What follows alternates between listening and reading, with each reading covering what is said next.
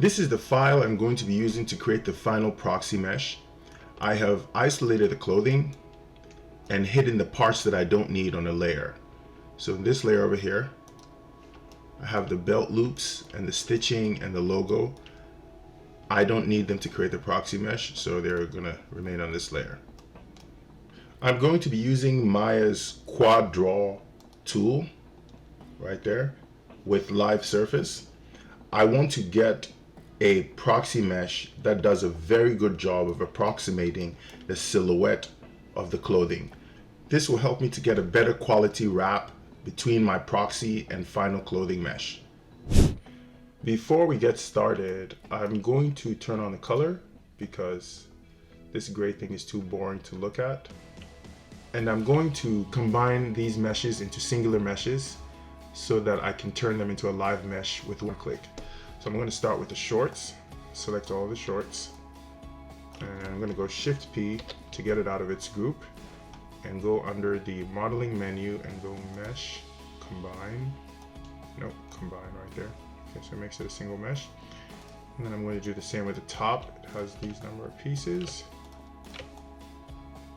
And I'm going to go Shift P to get it out of its group, and go mesh, combine.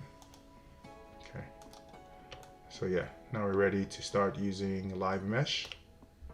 Let's start with the shorts. So I'm going to take this combined piece for the jacket, create a new layer with it selected, pieces we don't need, and that is our jacket layer. So I'll go jacket, LYR, hide it, frame the shorts, and with the shorts selected, I'm going to go up here and turn on live mesh. So this makes it live mesh. You can't select it anymore, but you can draw topology on top of it. So I'm going to the modeling menu, grab the quad draw tool, and I should be able to start drawing polygons on it. I'm going to undo that. And I'm going to get started without symmetry because this is an asymmetrical piece of geometry. So I'm going to start with some really large pieces, and I won't worry about getting it in the center. I have another way of aligning it to the center, really simple method.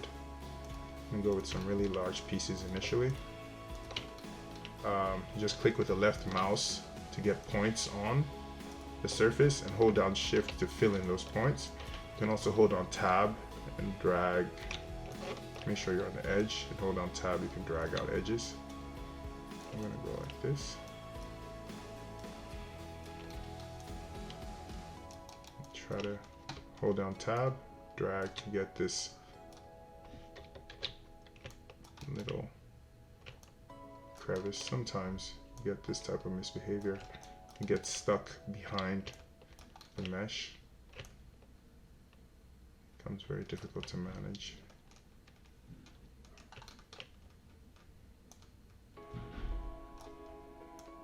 Grab that.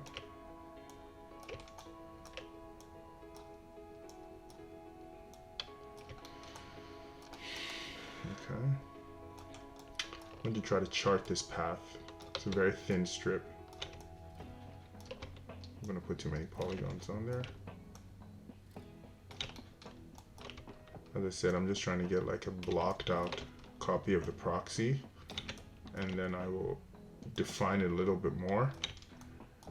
Also, since this mesh is going to be used as an nCloth mesh, I want to make sure I go with quads. So these triangle strips, I'm going to resolve them after I've gotten a basic block out. Right? The finished mesh will not have, will not be rectangles. They'll be perfect squares. It's a little difficult to chart with one drag. I'm gonna have a little bit more.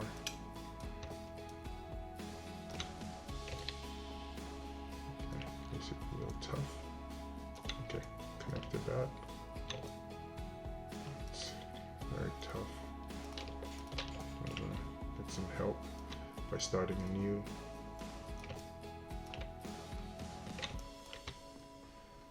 It's very hard sometimes. I don't know what's wrong with this particular mesh. It's a lot difficult to get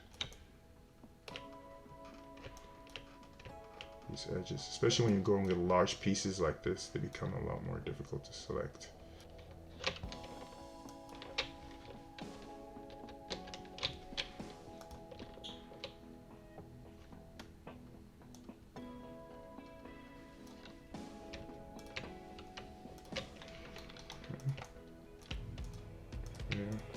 This might be the better solution, to click instead of all that dragging. And hold down Control to place edge loops. Okay, I know what's happening. It's dealing with two surfaces, so it's going to be a little harder. Sometimes it's going to try to snap to the underlying surface. I might have to get out of the tool by just activating the move tool and try to get it to snap to the surface, and then turn quad draw back on. So whenever you kind of access points, just get out by activating the move tool or any one of these manipulators, and then live mesh is off, and then I can just drag it to the surface and reactivate the quad tool. So this is a resurfacing tool, very useful for something like this.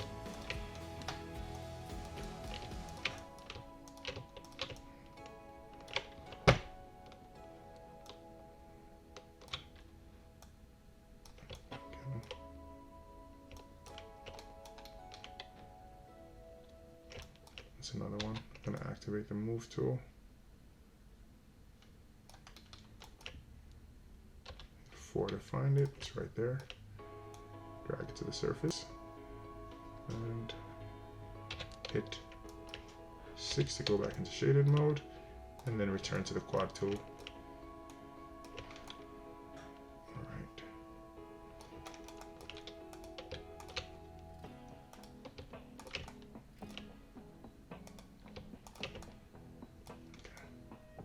So that should be the back.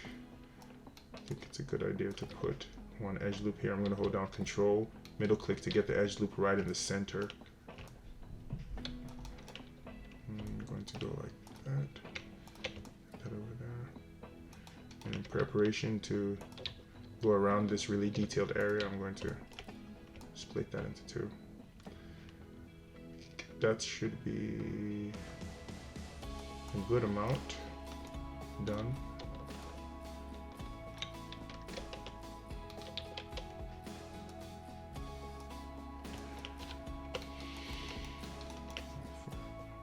Hit 4 to go into wireframe mode, pull it out.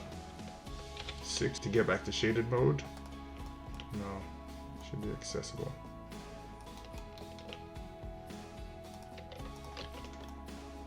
Okay, at this point in time, since I have the whole central line, I'm going to activate the move tool, isolate it, select all the verts at the lip,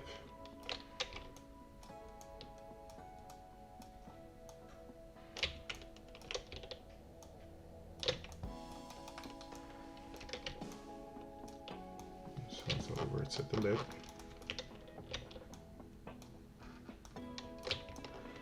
and go into this little tool here. I think it's called the absolute transform, and I'm going to set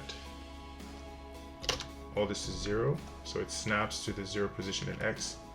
And I only need to do this because I want to mirror what I've done on this side to the other side, because this part of the retop is going to be exactly what we need for the other side. They're relatively the same. It's when you go to the details that both sides are going to require unique resurfacing.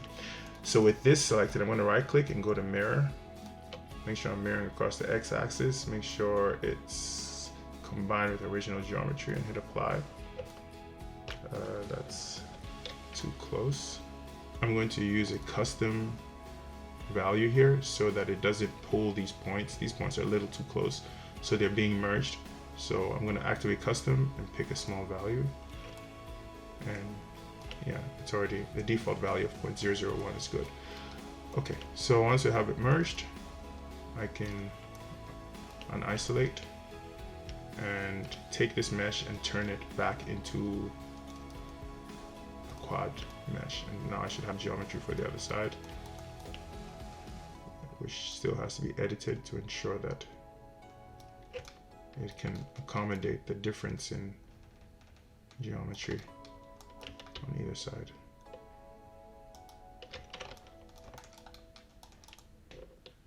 And get this thing done. Grab that, drag to the surface.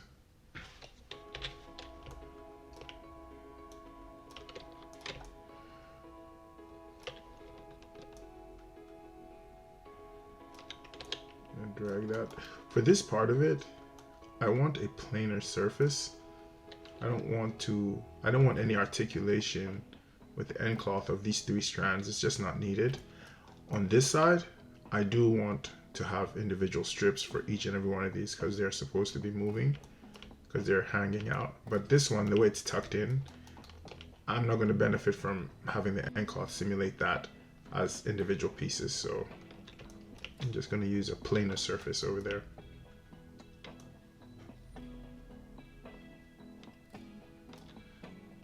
Same thing with these pieces. I don't really need them simulating individually. Or maybe I do. Yeah, I might add just a little bit of detail. So not too much, but I'll just try to have something that could help produce some simulation, some good simulation over there.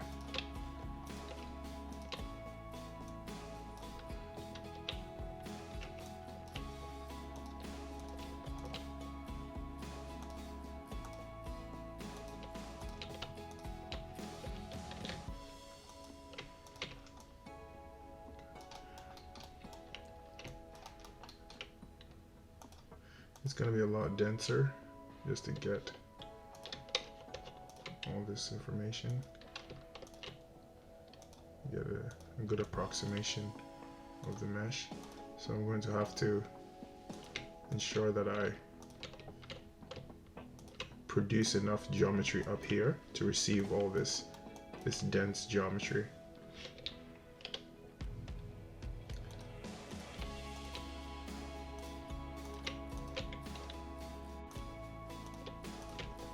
I still have the responsibility of ensuring that I have good geometry for nCloth. So I'll come as close as possible to getting squares instead of rectangle strips. But ultimately, making it a dense enough mesh will be good enough for nCloth, even if some of them end up as strips. As long as you have enough geometry for simulation, it will not misbehave with nCloth as much. In this area here, I'm going to try to get these surfaces.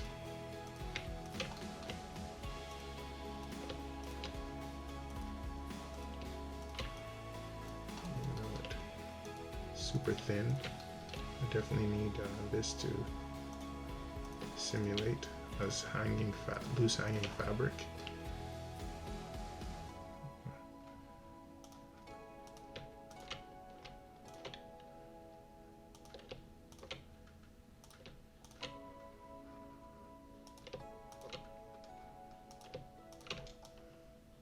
Very unique piece of geometry.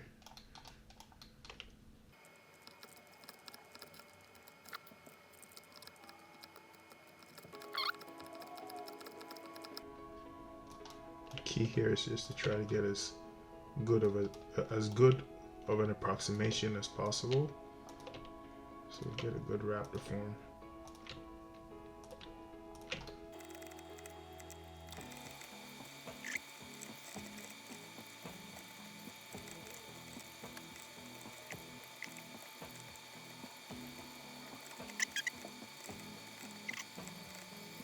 This could benefit from just having one strip. I don't want to do this division. I don't think it's necessary. I think nCloth can simulate this as this one block. We need that articulation, these two individual pieces.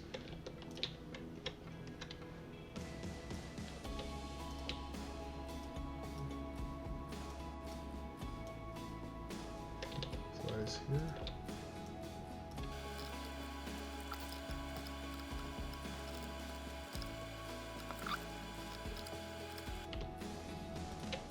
Right now I'm just trying to get the surface covered. And then I'm really going to go in and focus on trying to get more square topology.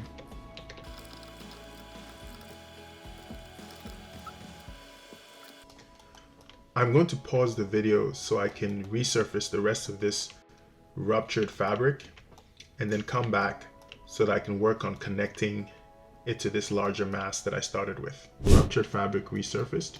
As I mentioned before, with this part of it, I want articulation of each and every one of these three strands. So I outlined them.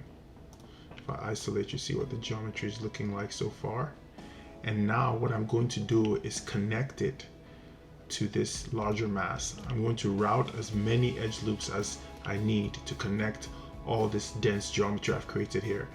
And then once that's done, then I'll focus on getting my squares instead of these rectangular strips, or the many rectangular strips that are going to happen once I start routing edge loops up here.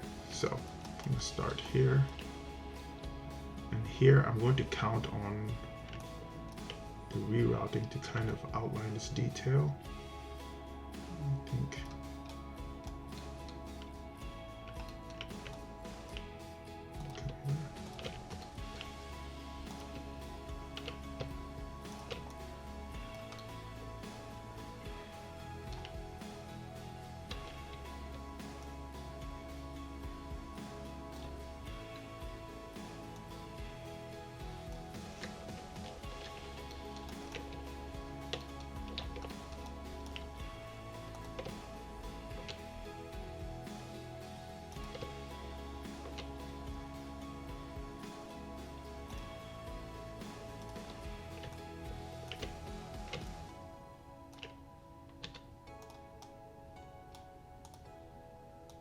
pull that out, ended up on the inside.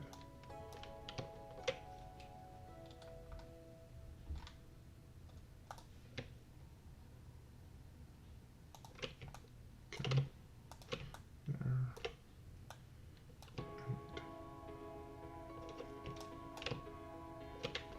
And I'll pull it out like that.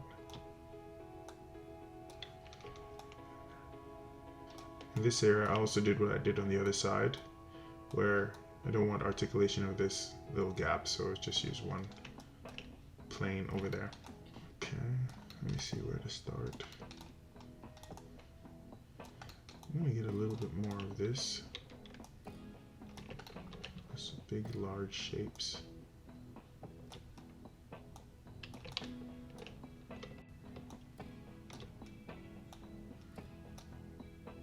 When the rerouting starts, and I start putting in those edge loops, it will start conforming better to the surface, and then I'm going to probably have to come here and fix it a bit. Okay, let me start here. Add an edge loop.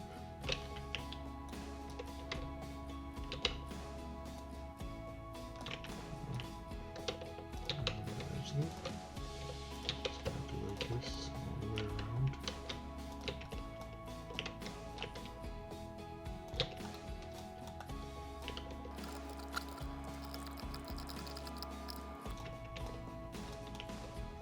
Sometimes you have to cycle between operations to see which would make the connection.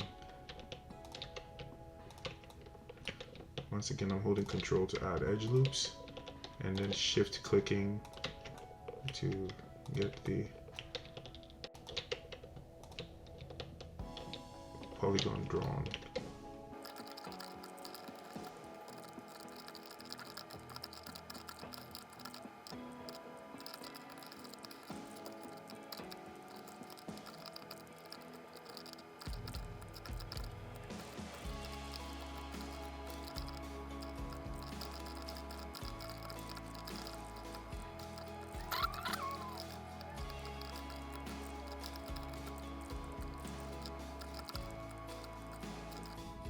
Okay, so this is pretty much what I'm going to be doing.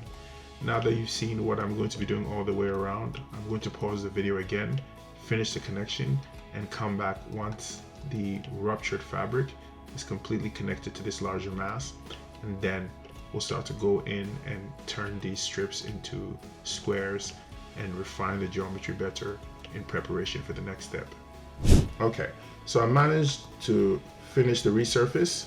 What I'm going to do now is go inside the shorts, because as I pointed out before, there are two surfaces, and sometimes I ended up snapping to the inside surface, and I want them to all be, it's important for the method I'm about to use, for them to be all on the same level, or to be on the same surface.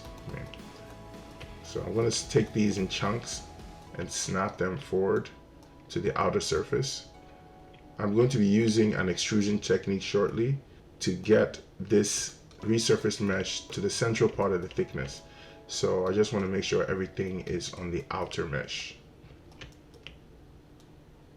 Okay, so that's gone. And some up here. Just select them with quad draw tool deactivated and live still active, and then just sort of push them. This one is a singular surface, so it's fine. This pocket, inside pocket. So they're all on the correct surface. This, on the other hand, might need some moving.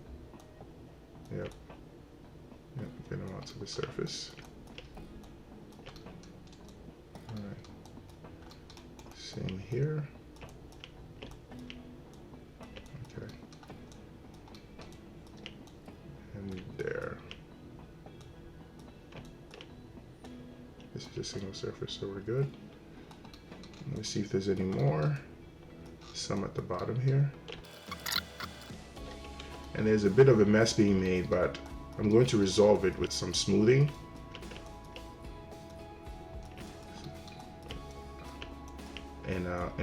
In quad draw mode. It's a really cool feature. And I think that's it. I got everything off the inside surface. Switching those two. Yep. Everybody's out. Okay. Now what I'm going to start doing is resolving these rectangles, like I said, and also getting a cleaner mesh. So with the self selection tool active, I'm going to do some very careful smoothing just to break up the surface. The not so good spacing.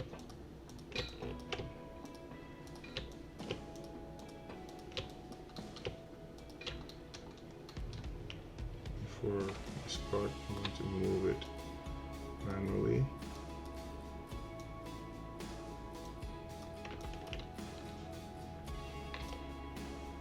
Hold down the B key and use the left mouse button to spread the affected region, or the region of influence of the self-selection tool. And then sometimes just go out of the self-selection tool to make manual moves, just to get some better spacing. This is really better.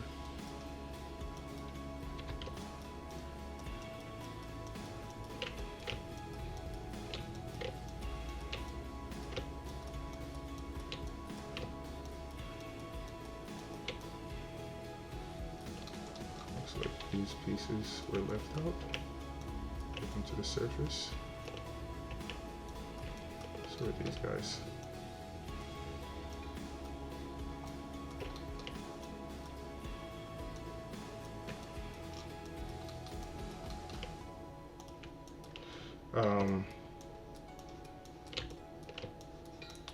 Yep. Smooth.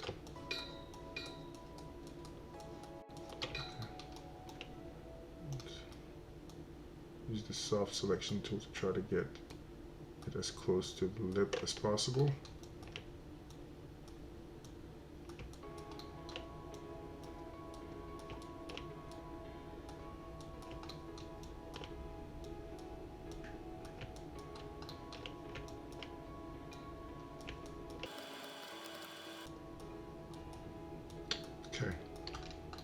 do some smoothing here too. This gets better spacing. Let's resolve the smoothing can help resolve the rectangle problem before we actually start adding edge loops to start resolving that with that approach. So I'm going to keep smoothing until I can get some fairly good quads or squares. And the reason why I want to go with this approach is because when I start adding edge loops, it's going to return to trying to snap to the inner surface. I'm actually going to do something that can simplify the amount of work I'm going to end up doing. What I'm going to do is I'm going to get out of quad draw, and I'm going to get out of live and take this shorts. I'm going to delete all the inside faces, go into face mode, and then I'm going to grab my paint selection tool, try to get, because we don't really need them, it's just we just need the outer surface. So in order to minimize it colliding with the inner surface, I'm going to delete as much of the inner surface as I can. I don't really need soft selection on for this.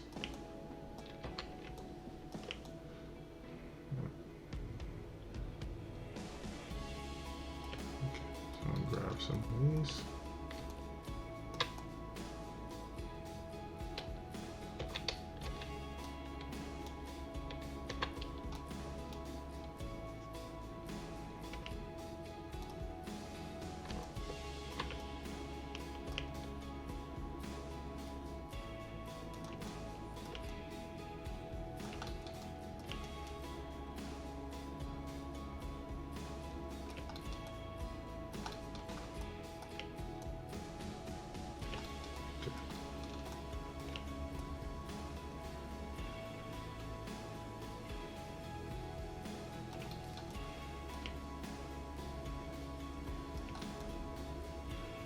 Okay, so it looks like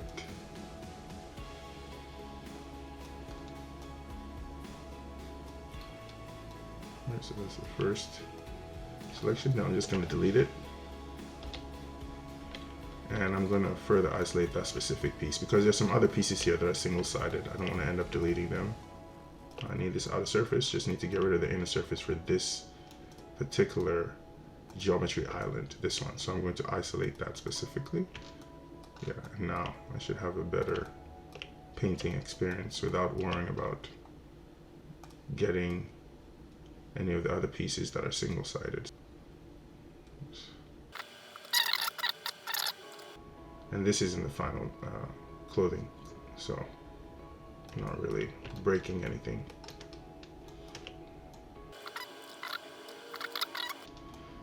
I'm gonna go to lighting and check single-sided so I can, double-sided lighting so I can see the one I've already done. I can see the inside part. It just makes sure it only lights the side that the normals are facing outward on. So everything else in the back will be black.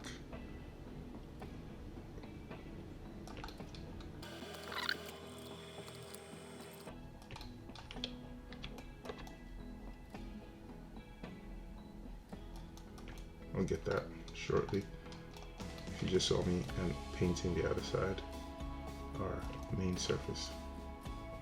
Before I hit delete, I'm gonna get out there and do a quick inspection and deselect any other faces that are selected out there.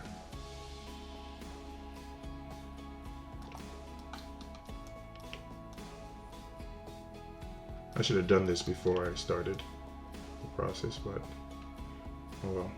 I'll start the jacket like this, making sure to delete any innards. Okay, I'm gonna deselect this because we need this for the quad draw to keep snapping to. And I think that's it. I think I have enough that it could stop being a problem.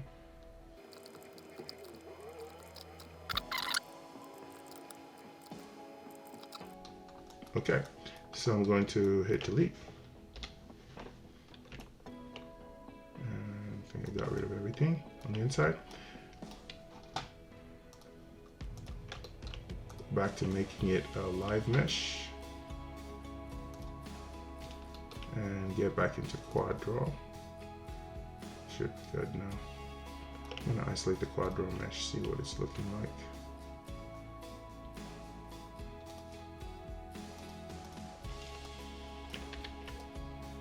Okay. Alright, so the spacing not so bad. Well, the spacing over here is pretty bad. Yeah. Back into quad draw. Back to the hit the B key. Get back to smoothing. To get better spacing. In these areas where I have a really tight geometry.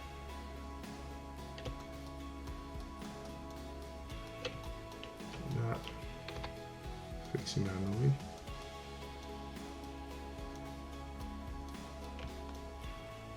Okay, now I'm going to start adding the edge loops. So I'm going to hold down Control and start snapping edge loops until I start seeing more squares, less rectangles everywhere.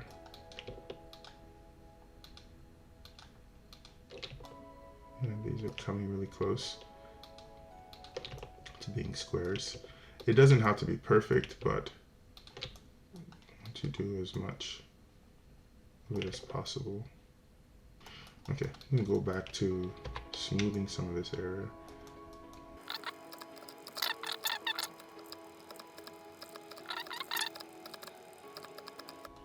I'm very comfortable with this dense mesh. I feel like nCloth will do a good job with it. So I might not need to do an additional subdivision. But even if I need it, I'll resolve it at simulation time and keep adding more geometry till it behaves. Yeah, this is also doing a pretty good job staying in position. There are holes in there, so it might end up not finding its way on the surface of the geometry, on the surface properly.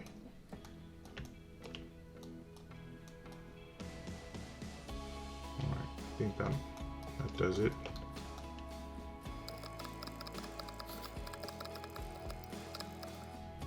Okay, I think this is it. So, alright, so I'm going to turn off, okay, I'm going to turn off quad draw and just isolate this mesh and just take a look at it and see if I have something that's good for simulation.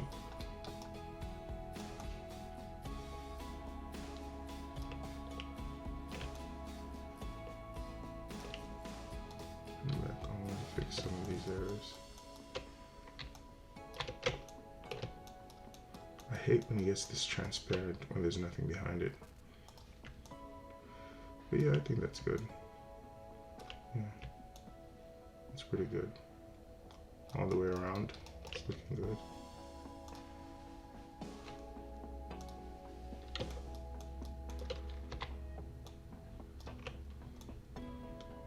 Ultimately, I can always keep adjusting this mesh. So I'm going to stick with this as my final, and if it needs additional work, even at the simulation time, I'll make the necessary adjustments. Okay, so now I'm going to move to the next step. I'm going to turn off quad draw. I'm going to turn off live, and I'm going to isolate my surface. And what I'm going to do is extrude it so that this surface is at the central part of the thickness, right?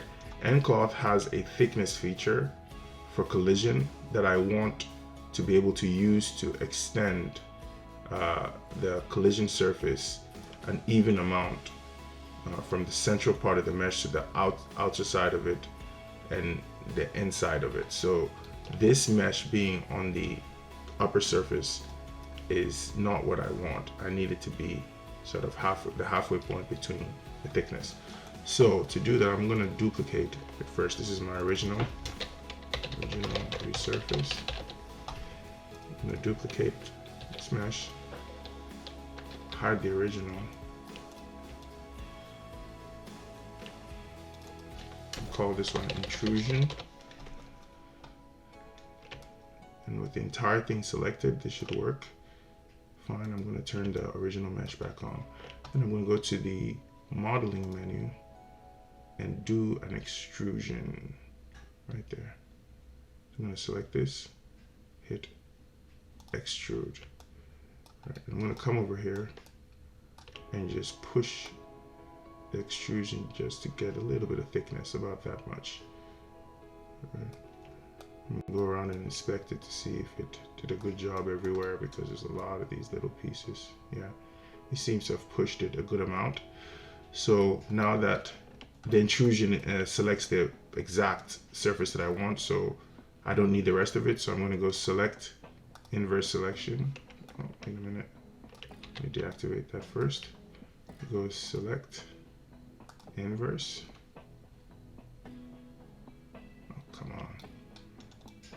All right, it looks like it doesn't want me to do it, but just to save this selection, I'm going to do two things. I'm going to go create sets. Actually, let me go to my custom menu. I'm going to go create sets, quick select set, and save this on my shelf just in case I have to lose this selection. So I want it to be up there. And in addition to that, I'm going to go UV and planar. Just UV that inside part so I can gain access to those faces. And then come over here, isolate it, delete history on the mesh. Sorry, edit, delete by type, history, which is up here, and just put it on my shelf. Okay, so now I'm going to go back and select that. Okay, so now I have the inside selection, and go to select inverse. What is going on?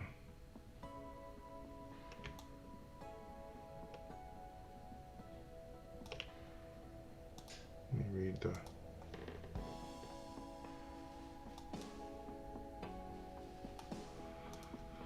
come again, clean up this mesh, delete history, freeze transforms. Let me test it real quick. Select this, go select inverse. Yeah, it works. Let me try again. Wow. Okay, I have another way to deal with it. I'm going to go into the UV editor and just grab this selection, and in the UV editor I'm just going to select face, and that should give me access to all the faces I don't want, and I just hit delete.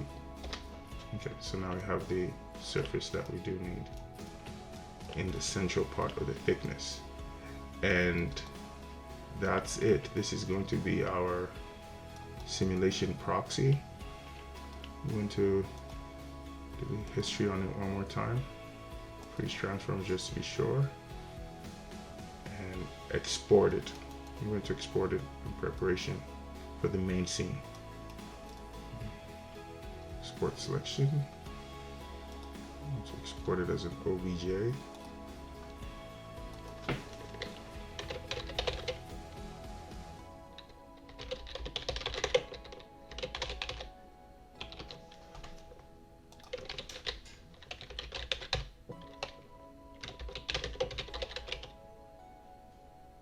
Export it as jean shorts. Okay, so that's it. In the next lesson, I'm going to do the same thing for the jacket. I'm not going to make you watch me do the whole thing.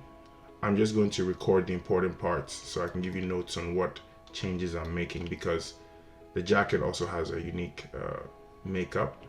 So I want to at least let you know the changes I'm going to make the resurface work. So see you in the next lesson.